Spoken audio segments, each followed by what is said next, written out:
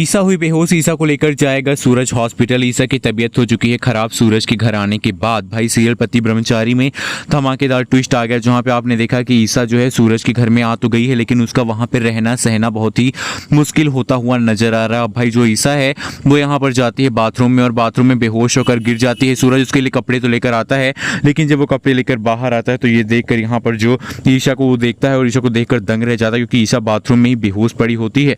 बेहोश ईसा को अब यहाँ पर सूरज छू नहीं पाता है, लेकिन वो जाके जल्दी से बुला के लेकर आता है अपने घर से भाभी और अपनी बहन को, और कहता है कि चलिए देखिए ईसा को क्या हो गया। अब यहाँ पर भाई ईसा को छूने से दूर रहता है, लेकिन अब यहाँ पे आप देखने वाले हैं कि ईसा को बेहोशी की हालत में सूरज अपनी गोद में उठाएगा और लेकर हॉस्पिटल जाएगा।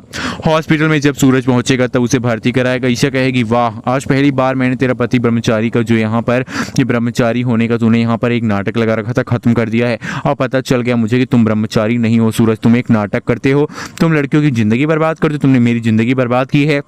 और तुम्हारे घर में भले ही मैं आ गई, लेकिन तुम्हारे घर में मैं रहूंगी नहीं सही से, मैं तुमको तुम्हारी औकात दिखाऊंगी। भाई अब ईसा के मन में इस चीज़ को लेकर गुस्सा है कि सूरज ने ईसा को धोखा दिया है। जब उसकी शादी उस लड़के के साथ नहीं हो रही थी, तब भी उसकी शादी उसने यहाँ पर नेता के लड़के के साथ करवाने में उसकी मदद की थी, उसके बाप की। अब ईसा बहुत ज़्यादा चिंता में है कि एक तरफ गुलाब सिंह का असली रूप उसने देख लिया है और बहुत जल्द ईसा को पता चलने वाला कि उसकी माँ जिंदा है, जिसको गुलाब सिंह ने अपने कैद में करके रखा हुआ है। और अब ईसा जो है अपनी माँ को छुड़ाने के लिए जाएगी।